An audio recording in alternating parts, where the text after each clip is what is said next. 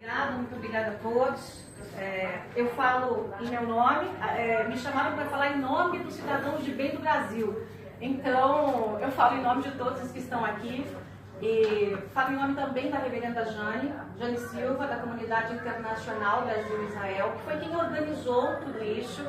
E agradeço a ela, ao governo de Israel, em especial ao embaixador de Israel no Brasil, o embaixador Yossi Shelley, que também participou das tratativas para que nós estejamos aqui. E para falar de Israel, poderia falar durante muitas horas, acho que todos nós, né? O que Israel pode contribuir para o Brasil e o que nós podemos contribuir com Israel. Eu acho que Israel pode exportar para o Brasil duas coisas muito importantes.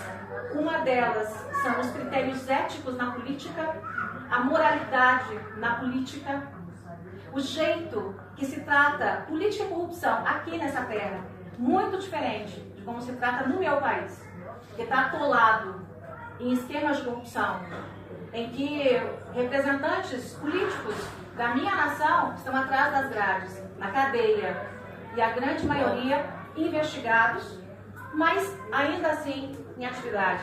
Eu fiquei sabendo que aqui, por um delito que no meu país é considerado pequeno, não é a minha opinião, mas no meu país é considerado pequeno, um valor pequeno em vantagem, em propina ou presente, é capaz de levar um representante político para a cadeia. Esses valores éticos e morais dentro da política são um exemplo que Israel pode dar para o Brasil. Na área da segurança pública, nem se fala. O deputado aqui falou, não temos terrorismo no Brasil. Até hoje, do começo do ano até agora, 100 policiais assassinados no Brasil.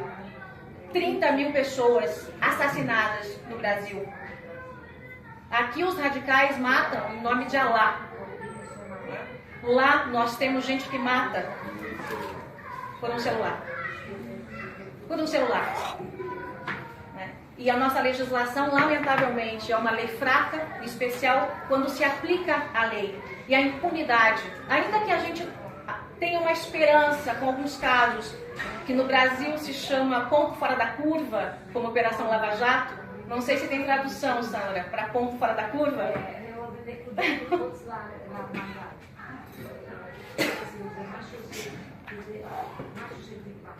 Ainda que tenhamos algumas exceções, a regra, lamentavelmente, é de impunidade.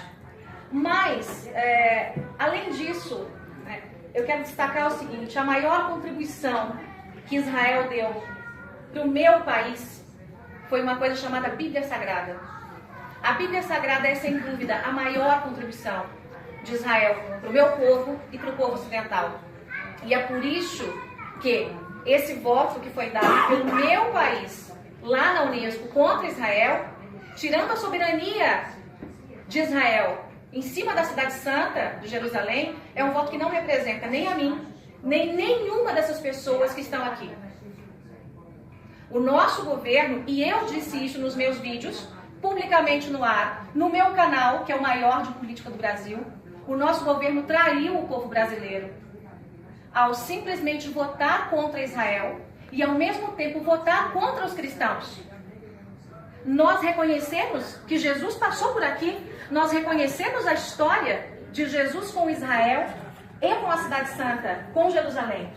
O voto do Brasil simplesmente foi contra tudo o que nós brasileiros acreditamos. Somos uma maioria ampla de cristãos, ampla, né? Talvez 90% ou mais do nosso país. Como é que podemos aceitar que o nosso governo, traindo o seu povo, vote contra Israel? Houve um desagravo de figuras dentro do parlamento. Eu também fui contra isso, tanto antes, porque sabíamos que o Brasil se posicionaria contra, e depois disso. O Ministério das Relações Exteriores chegou a responder em nota as críticas que eu fiz em relação a isso, né? Mas nós continuamos lutando por Israel e vamos continuar lutando por Israel. Esses governos que estão lá, o atual governo brasileiro, vai passar. O governo vai passar. Nós vamos ficar, o povo do Brasil vai ficar. E o povo do Brasil vai continuar lutando também por Israel. As nossas histórias estão conectadas. A Bíblia Sagrada é uma só. Quando a gente, hoje mesmo eu abri o livro de Davi, os Salmos, o livro de Davi, e ele dizia da alegria que é o povo de Deus estar em sua casa, em Jerusalém.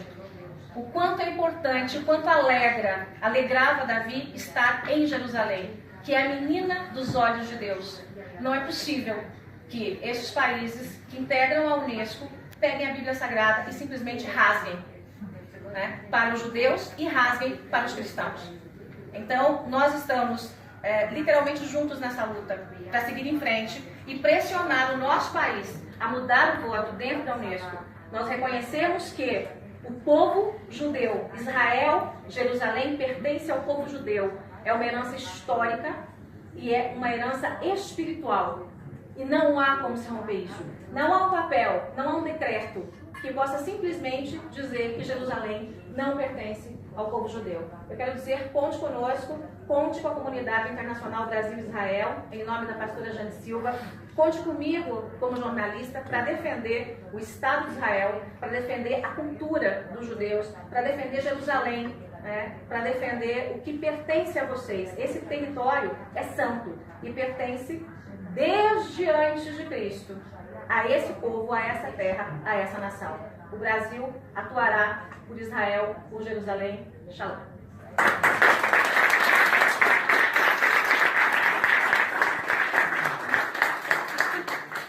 Bueno, después de esta